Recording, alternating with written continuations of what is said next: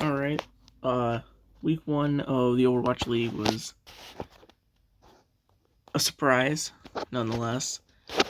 With the Overwatch League doing the Pick'em tournament this year, I thought I would actually start doing a video analyzing my choices for this week, the coming week of League, with scores and a bit of an explanation as to why. First, I will go over what I said for last week, which was Battle for Dallas, or Battle for Texas, I should say. I said Dallas was going to win. I didn't expect Houston to be coming out this strong this year. And I had hype for Dallas. I literally did not even hear about Dallas losing XE until like right before the match started. So I didn't really have time to change my prediction, but I still thought they were still going to go map 5 regardless.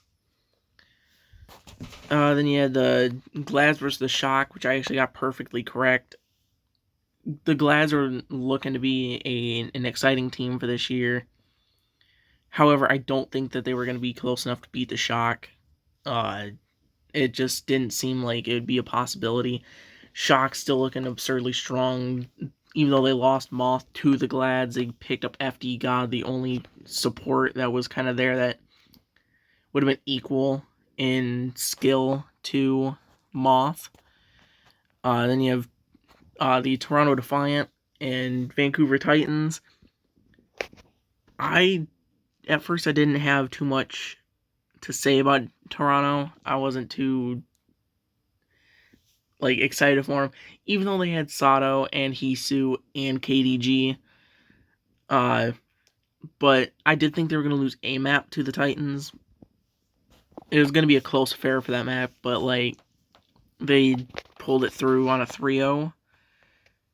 Rain and Mayhem. This is where people get angry at me because everyone loves Florida. Florida's team is just the same as last year, but slightly worse, with them losing their main tank to get OGE, who's not much better than their previous.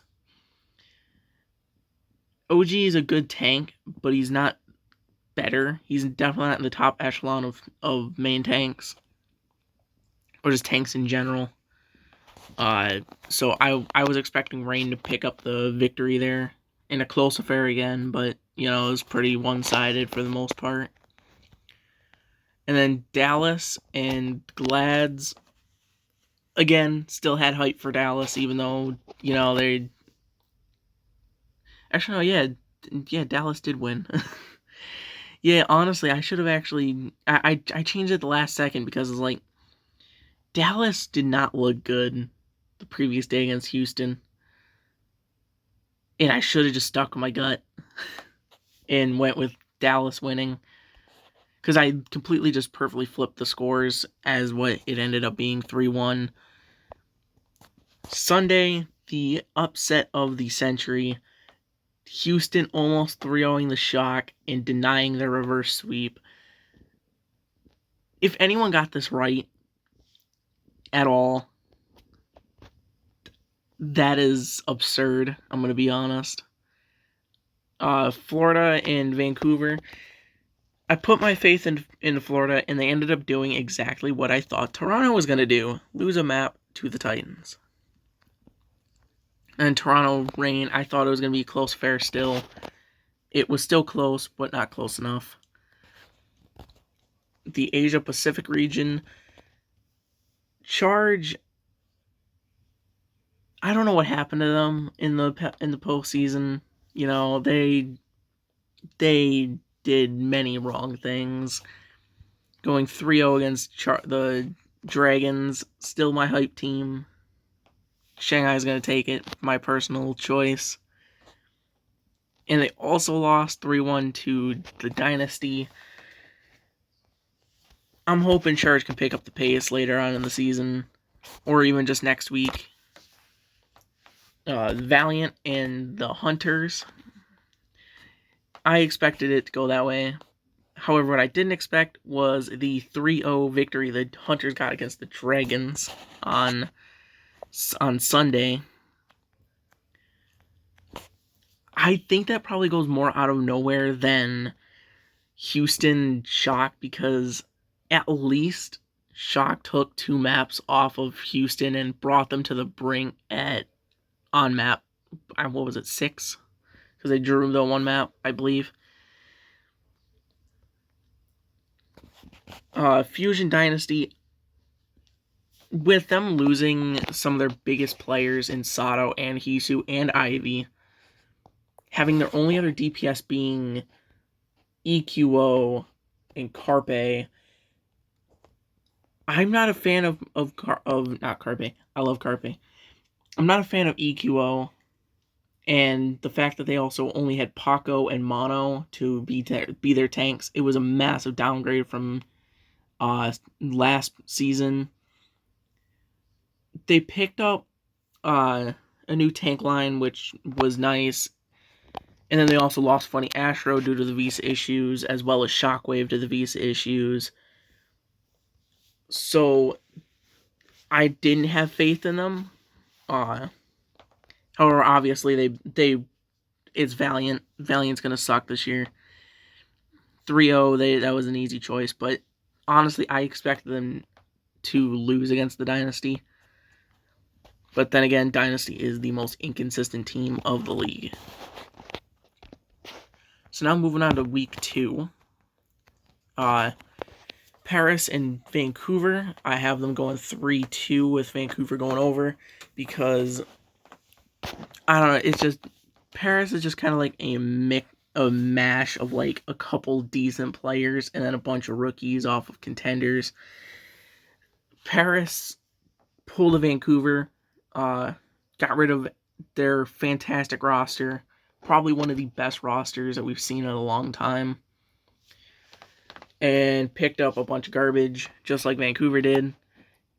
Toilet bowl, that's what they'll always be. They'll be the toilet bowl match. And then Houston, Paris. Paris is going to get 3-0'd easy.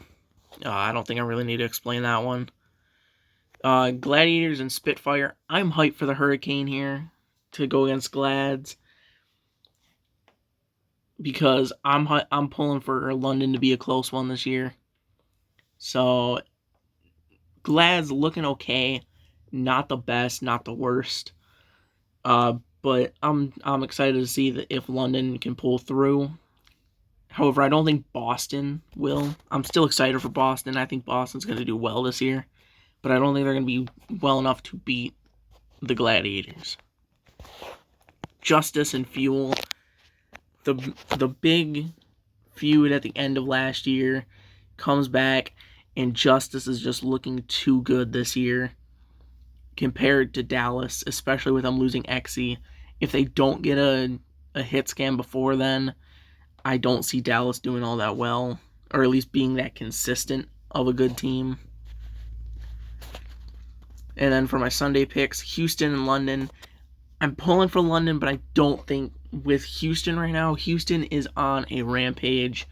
They're going to 3-0 London. Boston and Dallas. Again, Boston I'm excited for, but I think Dallas could pull this through. It might be a 3-2. It might go map 5.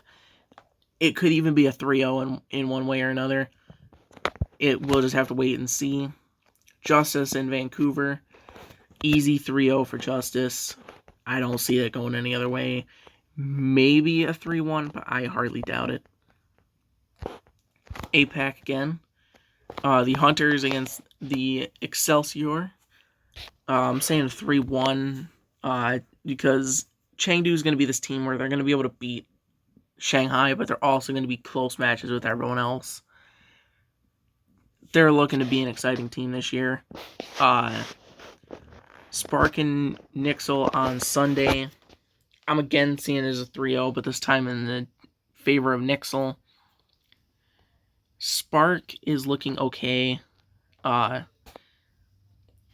don't know, it's just, this match could go either way. Nixel just needs to prove that their new contenders plus Jonak can do it, can pull off some games. Philly and Spark, again, a 3-1. Philly looked good this past week, and I'm looking forward to see where they can go without Funny Astro and Shockwave. They'll do fine without Shockwave because they got Carpe, easily the best hit scan going right now, especially after On's left and Xe. Hunters and Fusion as well. I'm saying that's going to go to map 5. The Hunters, I feel like, is going to be the biggest burden on Fusion. This is going to be the big feud of 2021, is Hunters and Fusion going back and forth, trading victories. It's going to be a close one regardless, I feel. They're going to be fighting for number 2, I feel, honestly. And there's the last matches of the week. Not going to go too far out because, again, we have so many teams that haven't played, and this week is their time to finally get that game time. Hopefully, my predictions are actually right, better than the 19 points I got this past week. And hopefully no absurd upsets like Houston and Shock.